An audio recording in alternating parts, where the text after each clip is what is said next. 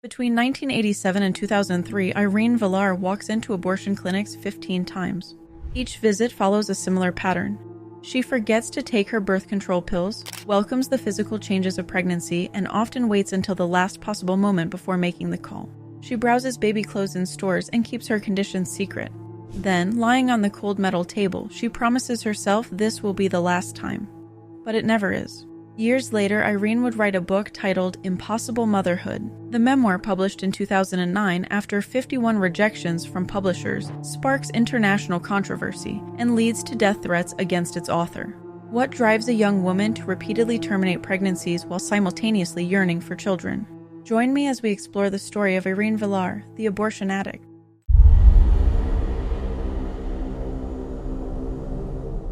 Before we begin, note the following information about Irene's experiences with pregnancy is derived from her own statements in interviews and writings, as well as opinions from third-party sources. Irene Vilar is born in 1969 in Arecibo, Puerto Rico, into a family marked by political activism and personal tragedy. Her grandmother, Lolita Lebron, is a known figure in Puerto Rican nationalism and sits in a federal prison in West Virginia for her role in a violent protest at the U.S. Capitol. The young Irene grows up hearing stories about her grandmother but does not meet her until she is 8 years old. Her mother, Gladys Mendez, struggles with deep depression and develops an addiction to Valium. Like many Puerto Rican women of her generation, Gladys becomes a victim of La Operación, a U.S. government-sponsored program that sterilizes Puerto Rican women. The United States government deliberately implements systematic sterilization of Puerto Rican women as a population control strategy, with shocking statistics revealing that by 1968, 35% of Puerto Rican women aged 20 to 49 had been sterilized. This was the highest sterilization rate in the world, far exceeding countries like India and Pakistan. The sterilizations are often performed without full informed consent, particularly targeting working-class women, and are frequently conducted postpartum, with some hospitals making sterilization standard procedure for women who had already given birth to 2 or more children. For Irene, this context is deeply personal, as her own mother is allegedly a victim of this reproductive oppression. The U.S. government and local authorities frame sterilization as a solution to unemployment and economic challenges, effectively using women's bodies as a tool for colonial management. It is also believed that the government tested contraceptive methods on Puerto Rican women, which were much stronger than what's on the market today. Irene states that this developed a deep distrust that manifested in a pathological relationship with her own body. Young Irene lives in a house that belongs to the Land Authority, rented to her father who works as a land surveyor for the Cambalache sugar mills in Arecibo. The house has countless doors and windows, and despite exterminators' efforts, various creatures find their way inside through overlooked crannies. This drafty open house becomes a metaphor in Irene's writing for the lack of boundaries and security in her childhood. The story of her grandmother, Lolita, haunts Irene's family's daily life.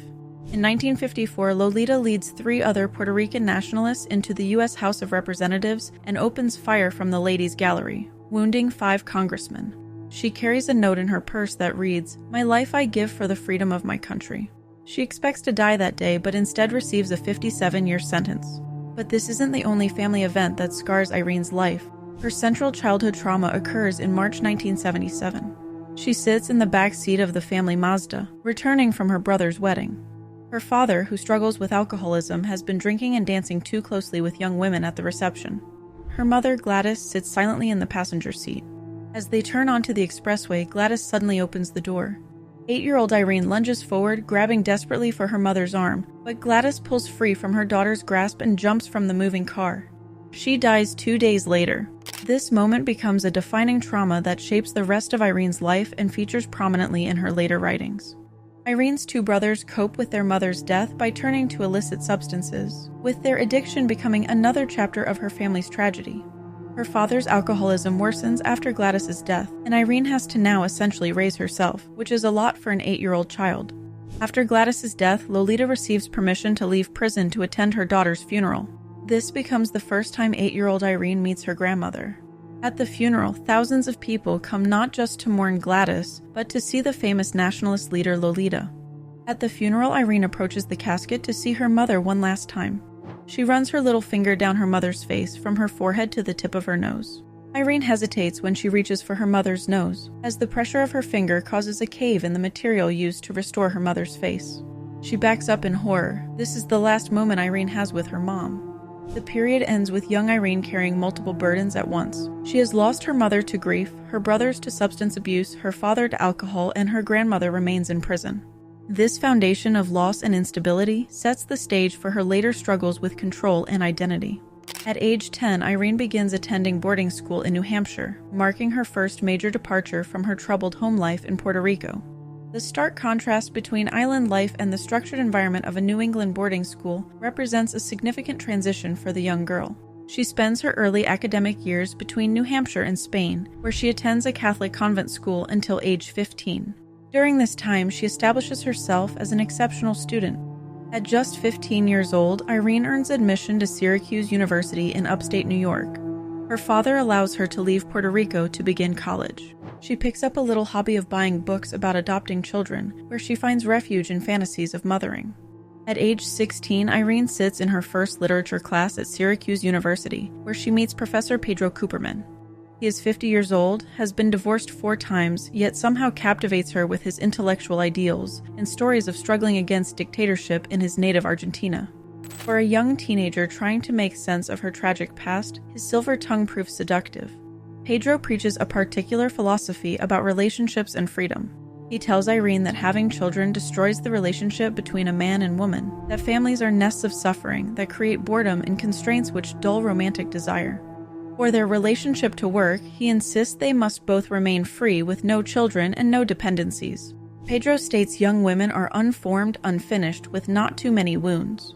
They first meet in a parked car under a frigid October sky in 1987.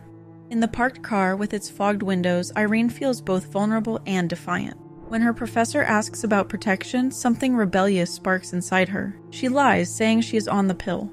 It's not a calculated deception, but a desperate act of claiming some fragment of control in a life that has felt perpetually controlled by others. 3 weeks later, Irene goes to the termination clinic, which she feels is sterile and impersonal.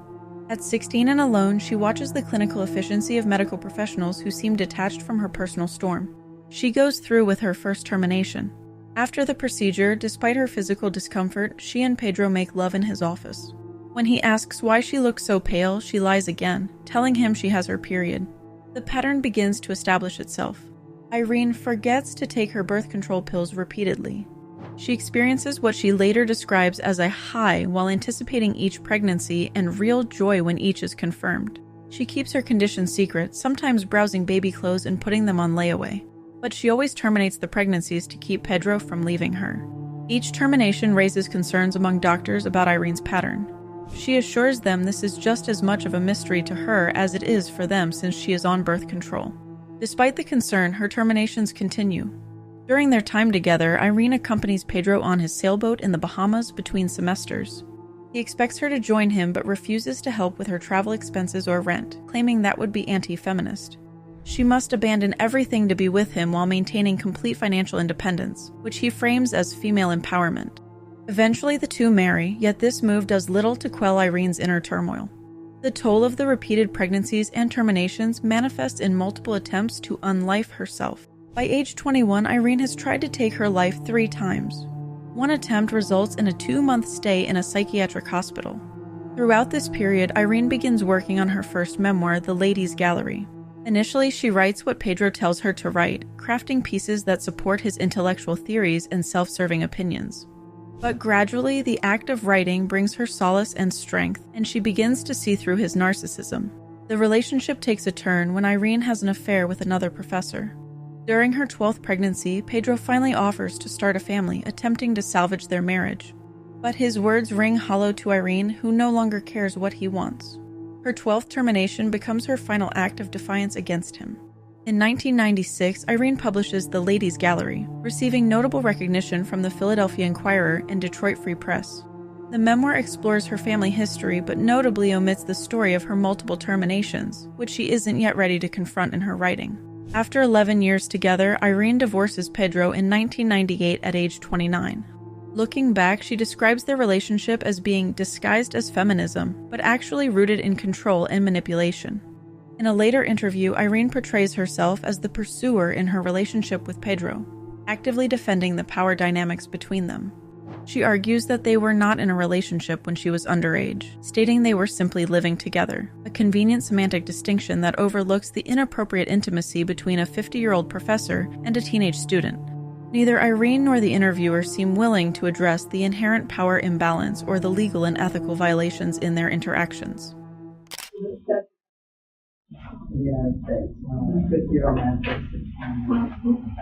me make that clear. We didn't have relationship. We met at 16 and the romance sort of began then, but we did not live together until I was 18. And I think it's also indicative then of how, difficult it really is to separate all of those structural issues from the personal lived experiences of individuals. Which is why, again, I think this book is so important because it forces us to confront these issues directly. We often don't like to talk about things like this, but it's so important that we do, because until we do, we can't begin to chip away at all of those underlying structures that makes it okay. What's the deal today, the 16-year-old or 18-year-old or whatever it is. Or a 50-year-old man who has a relationship with a 16-year-old girl. I'm not sure to that. Okay, according to what? I think oftentimes, I think it's beginning to change, but I think often it's a case of wink, wink, nod, nod. There are a lot of relationships with large age disparities between them, and I think, in certain cases, they are okay if both of those people come to those relationships as sort of mature, complete human beings when they start. After her divorce, Irene remains at Syracuse University, working toward a Master of Fine Arts degree in nonfiction writing. During this period, she begins to rebuild connections with her family and attempts to establish an independent identity away from her former marriage. In what seems like a twist of fate, Irene meets a new man in the frozen meat section of a supermarket. The relationship progresses quickly, and she moves in with him soon after meeting. Unlike Pedro, this man actively wants children and expresses his desire for a family. Despite her new partner's wish for children, Irene continues the pattern established in her previous relationship. She becomes pregnant 3 more times during their time together, and each time she chooses to terminate. Her partner calls her selfish after each, creating a dynamic that is opposite to her relationship with Pedro. Irene states, "I would only need to become intimately active and have a termination within the year for my body to get a taste of the drama of life and death it would come to crave." The situation becomes particularly complex because these final 3 terminations occur in a completely different context. While her previous terminations were driven by Pedro's wishes to remain childless, these new ones arise from her own desire to defy expectations. The pattern of pregnancy and termination continues, but the underlying motivations shift. Life in Syracuse begins to feel stagnant, and Irene plans an escape to the solitude of coastal Maine.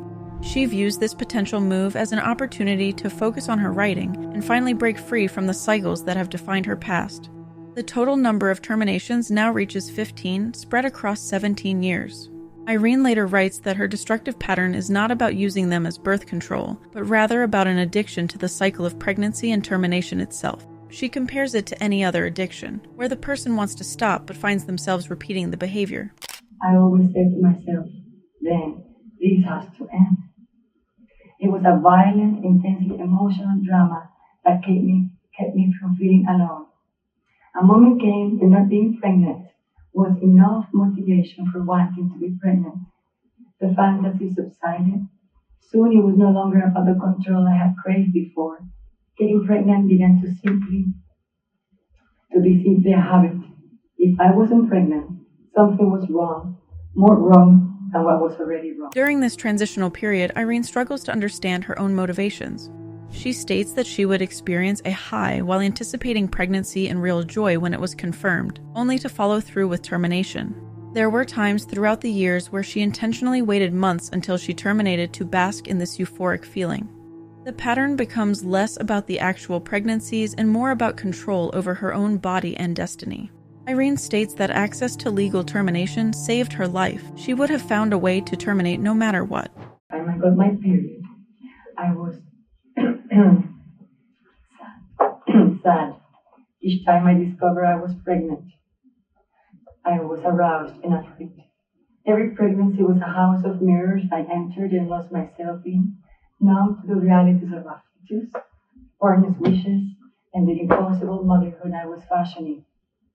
I never craved that moment when I clenched my vibrating abdomen, feet high up on cold stirrups, and told myself never again. There was no high that came with that. My mood-altering experience as a shapeshifter. At times a high took place before pregnancy, waiting for a missed period, my body basking in the promise of being in control.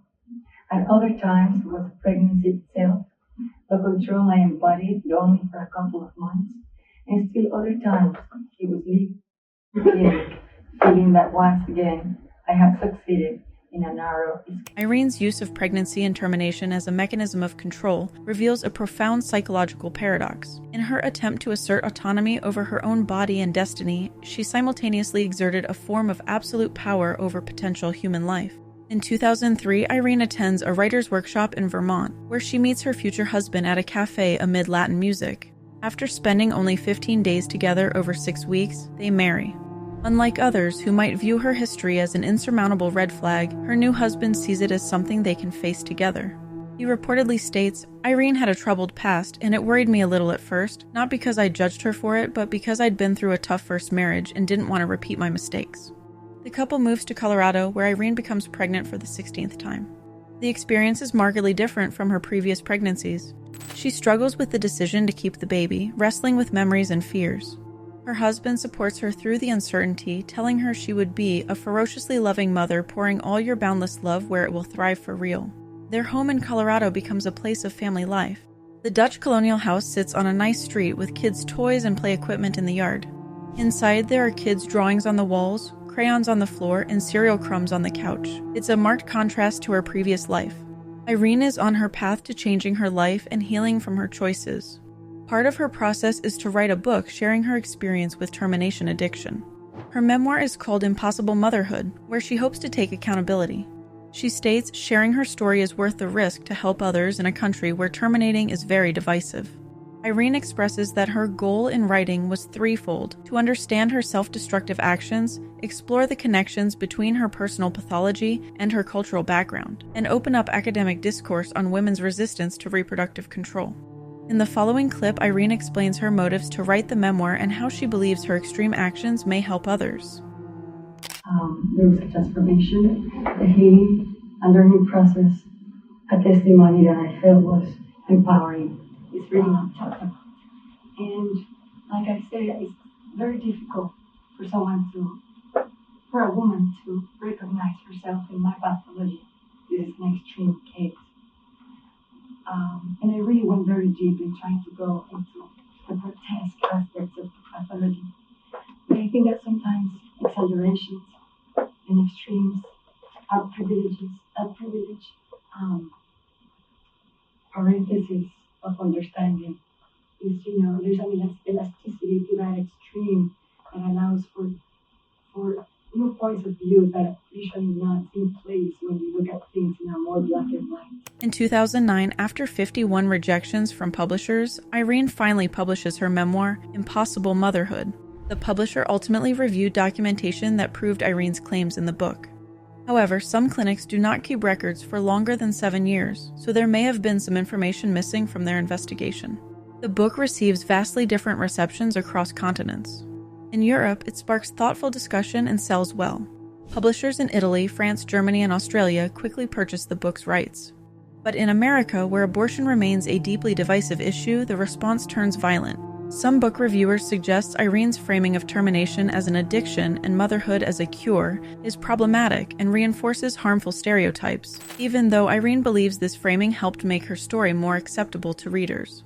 Pro-life groups label her as the ultimate evil, while some pro-choice advocates distance themselves from her story, concerned it might compromise their messaging. Gloria Felt, former president of Planned Parenthood, initially endorses the book, but later criticizes Irene's attempt to stay politically neutral with her pro-voice stance, calling it a cop-out.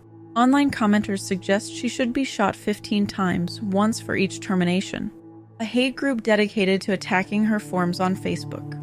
Her husband begins monitoring websites, asking administrators to remove the most threatening comments. Some people go as far as to claim she is unfit to be a mother and that her children should be taken from her. Irene receives hate mail sent to her home, and one blogger demands that Irene should be jailed. The threats become so serious that the family enrolls in Colorado's Address Confidentiality Program, a state-run initiative typically reserved for victims of domestic violence and stalking. The program provides them with a substitute address and mail forwarding service to keep their actual location private. For several months, Irene refuses to leave her daughters alone even for a moment and keeps all doors locked. Perhaps most painfully for Irene, critics attack her ability to mother her 2 daughters. They claim she is unfit to raise children and call for them to be removed from her care. The family prepares contingency plans to leave the country if the situation escalates further, though it never becomes necessary. Irene decides to homeschool her daughters, Loretta and Lolita. She teaches them in both English and Spanish, maintaining their connection to their Puerto Rican heritage. When conflicts arise, she creates a special space called the Peace Table, where they can talk through their feelings without judgment. Her approach to motherhood reflects her own healing journey. She continues nursing Loretta even after Lolita's birth, believing that nursing them together helps establish a bond and shared understanding of being equally loved. She creates a deliberately sheltered environment for her daughters, though she acknowledges this may not last forever. She says until it doesn't work anymore, when asked how long she'll continue homeschooling. The trauma of her past still surfaces. Irene often locks herself in the bathroom to calm down after simple parental conflicts, like denying a third cookie or setting basic boundaries. My mother and father modeled that conflict never ends well, she explains, referencing how her mother's fatal jump from the car followed an argument. Her professional life flourishes alongside her personal healing. She receives a Guggenheim Fellowship and works as an editor for Texas Tech University Press. She squeezes her editorial work into the late hours after her daughters go to bed, prioritizing their education and care during the day. She sees a therapist 3 times weekly for 3 years and continues to check in by phone during particularly challenging moments. Irene views herself as mothering 3 children. I have Lolita, Loretta, and little Irenita, the 8-year-old child who watched her mother kill herself, she explains. Every day I have to talk to and soothe little Irenita. Today, Irene advocates for mental health awareness in the Latina community, speaking at events like the National Hispanic Caucus of State Legislators. She shares her story of dysfunctional family life, mothering fantasies, and feelings of inadequacy to help others understand their own struggles. Whether you criticize or support her, it is undeniable that Irene's story is one of honesty and vulnerability. By openly sharing the most painful and intimate details of her past, she has shed light on the complex realities of trauma, addiction, and the search for identity.